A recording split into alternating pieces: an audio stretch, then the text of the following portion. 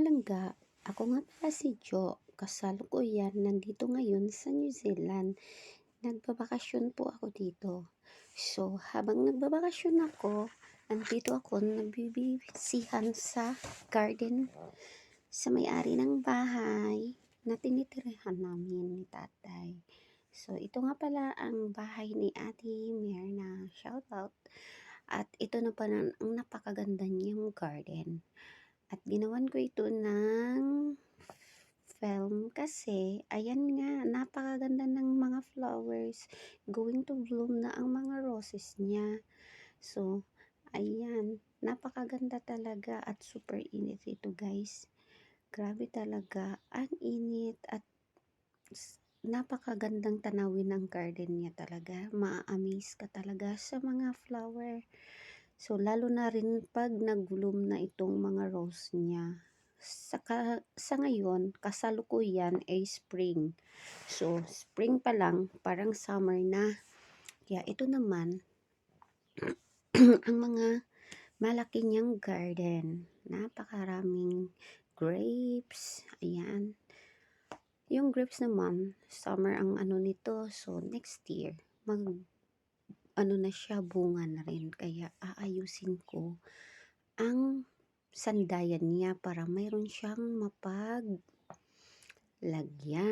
mamaya. Ayan, ito yung mga ano sa front door.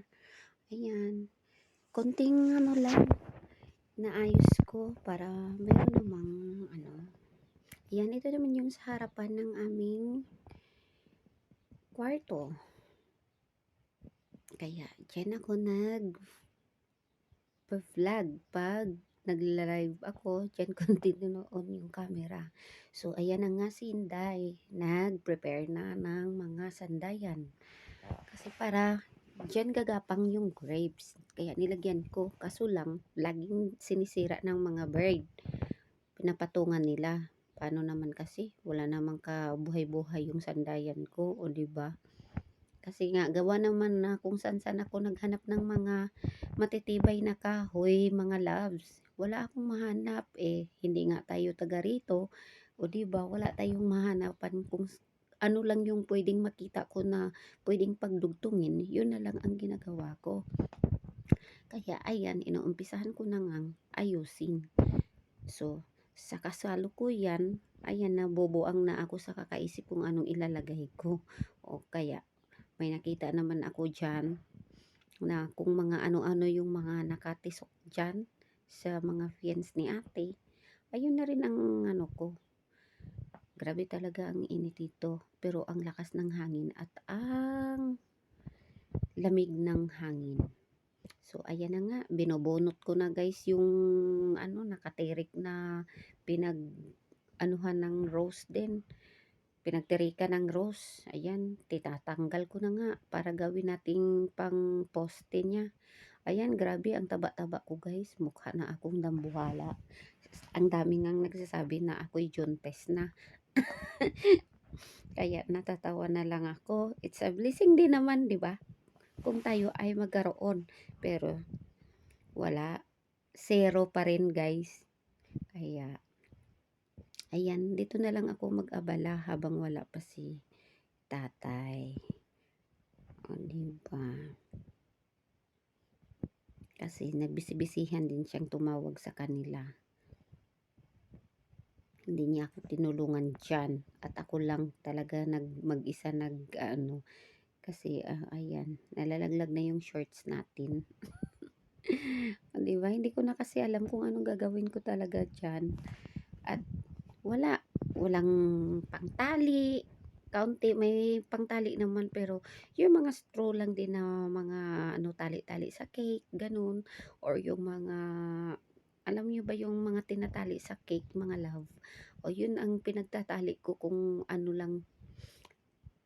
Yung minsan nga, sayang yung mga pinagtatali ko ng mga magagandang lace, yung sa cake. Kasi no choice nga, wala nang ibang tali na lagay.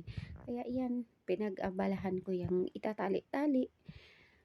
Oh, ang bongga. Kung saan na ako nakarating yan.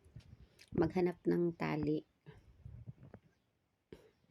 Anyway, mga loves. ayan na nga, pag-usapan natin yung mga flower ni ate. Ay grabe talaga nakaka-amaze yung ano niya, mga flower. Kaso nga lang, hindi masyadong na-arrange nung tinatanim pa lang siya. Pero pag magfa-flower siya, maganda siyang tingnan. Pero pag wala siyang flower guys, ay nako bongga, para siyang gubat na hindi mo maintindihan. Kasi nung nililinis ko nga rin yan, hindi ko alam kung paano ko umpisahan gawa ng napaka talaga hindi ko alam kung alin ang flower or alin ang damo. So ayan na nga, nakahanap ako ng pangtali. Ayan, nakakuha ako ng straw. So tuwang-tuwa ang inday. O, 'di ba? At Diyos ko, bongga talaga. Pinataba talaga ako sa damit ko na yan din. At ako na may nakadoble-doble dyan. Gawa ng napakalamig ng hangin at napakainit ng araw. O, kaya, ayan, sumiksik na rin ako. At, ayan, bonggang-bongga na ang pangangati ko dyan sa binti ko, guys. Kasi, ano siya, mayroong, hindi ko nakikita yung lamok. Minsan may lamok, pero hindi ko nga nakikita yung lamok. May nangangagat na mas matindi pa talaga sa lamok. Ay, grabe talaga kung makakagat, guys. Grabe, napakasakit at hindi mo talaga maintindihan ang sakit niya. Ayan, tinatali ko na nga ang pinagdugtong ko na lang kasi nga gawa ng hindi aabot yung kahoy natin dyan mga labs.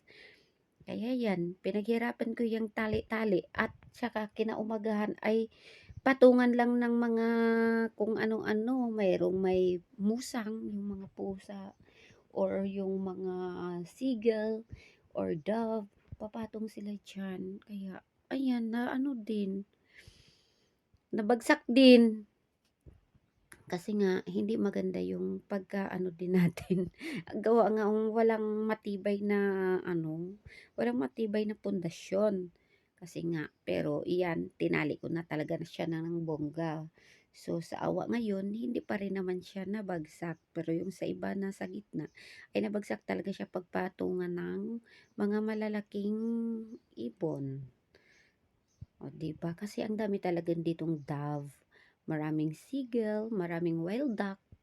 At nandito na yata lahat guys. Kasi dumadami sila gawa nga ng seasoning lang yung sa kanila hahunting. Maraming naghahunting ng mga wild turkey. Tapos yung mga wild duck. Maraming naghahunting dito guys. Gawa ng pag seasonal lang talaga siya. Pwede kang manghunt. So, kaya nga, sabi ko kay tatay na manghunt kami once na mag-seasonal again next year. Kung maabutan ko pa yung seasonal ng hunting. Kasi nga, sa ngayon, update ko kayo sa aking nakuhang visa noon ay visitor visa ako. So, October 22 is mag-expired na yung visa ko. So, inimailan nila ako para mag-apply ng panibagong visa na visitor again. So, ayan na nga, nag-apply kami at sawa ni God, binigyan ako ng interim visa. So, ang akala ko naman ay ang interim gawa ng busy din kasi election dito nung October. So, hindi makapag-decide ang mga immigration officer natin. So, binigyan ako ng interim nga. Ang ina-expect ko sa interim is 3 months to 6 months ang niya valid. Pero, habang hindi pa pinaprocess yung papel, hindi pa nila ma-decide yung application letter natin. So, gawa ng na-accept ko na rin yung interim ko noong October 22, 2023. So, ayan na nga, ngayong November 10, na-accept ko naman ang approval ko. Pero gawa nga ng approval ko is more than 2 months lang kasi January 22 ang exit ko again. So, pero anyway, thank you pa rin kay Lord kasi nga binigyan pa rin tayo ng extension ng makagawa pa tayo ng paraan para panibagong apply na naman ulit. Pero pera talaga guys, ang hirap. Ang dami naming pinagdaanan ni tatay. So, ayan na nga, walang susuko. ayan, at least may 2 months pa kami na ano, na binigay na approval na mag-stay ako dito. So, mag-apply naman kami ng panibagong New Zealander Partnership Working Visa. So, para maka-work naman tayo dito, guys. Kasi nga, gawa ng, ang hirap talaga mag-work dito kung visitor ka kasi bawal talaga yon. So, sama-sama lang ako kay tatay pag nagpa-part-time siya. Ayun na nga, pero ano para rin talaga, bawal talaga yon. Kaya, bihira lang talaga makakahanap ng ano, part-time ang mga visitor dito. So, kaya nag-garden ako. Ayan, alam mo naman lahat ng mga paraan natin na pwedeng pagkakakitaan, mag-ano talaga tayo, sanay naman tayo sa kahirapan, di ba? O ngayon pa ba susuko tayo, nandito na tayo sa laban na to. Kaya, yun ang sabi ko kay tatay na, tiis lang kasi darating din tayo dyan sa final na magkabisa din ako ng working visa pag okay na yung lahat. So, sa ngayon guys, nag-a-update kami. I-update ko kayo ulit sa panibagong visa natin. So, help me pray ng nawa i-approve ulit nila yung magiging partnership visa namin ni tatay. Para naman makapag-work na tayo dito. Kasi ayun nga, may driver's license ako sa Pinas ng 10 years. Conversion yun dito pagdating ko dito. Kaso nga lang, 1 year lang yun pwede kong gamitin dito na magdadrive. Gawa nga ng, yun lang ang binibigay nila. So, ayan, kailangan kong mag-learning din dito ng kanilahang mga pag driving sa road code para pag-isa lang na tayo sa examination nila. So, makaano tayo kasi walang fixer dito guys. Sa Pinas lang ang may fixer. Dito wala. Sariling sikap dito. Hindi ka talaga pwedeng makapasa dito kung hindi mo kaya. Kaya maraming mga ano dito talaga na kapwa Pilipino na nahihirapan, lalo na kung fixer lang talaga ang mga ano doon sa Pinas.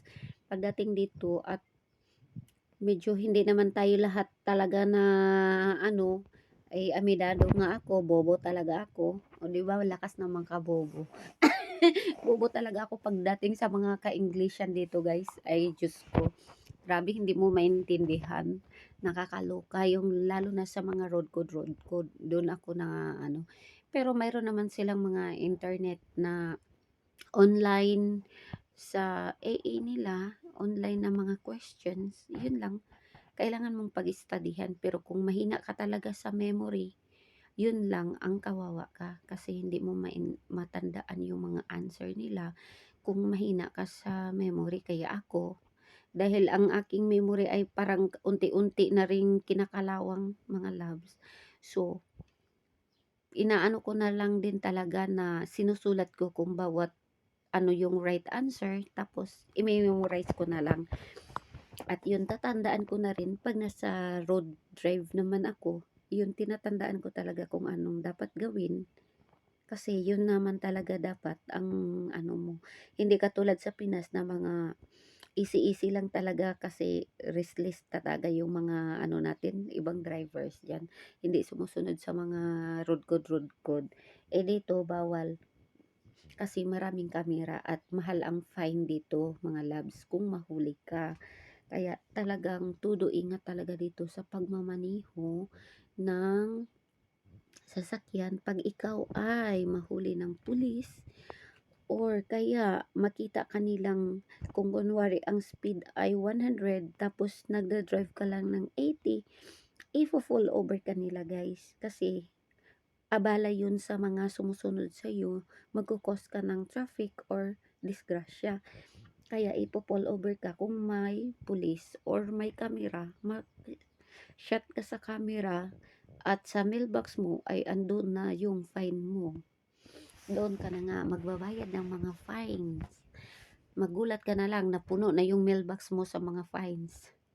Kaya nagda-drive ako kung nasi tatay kasama ko.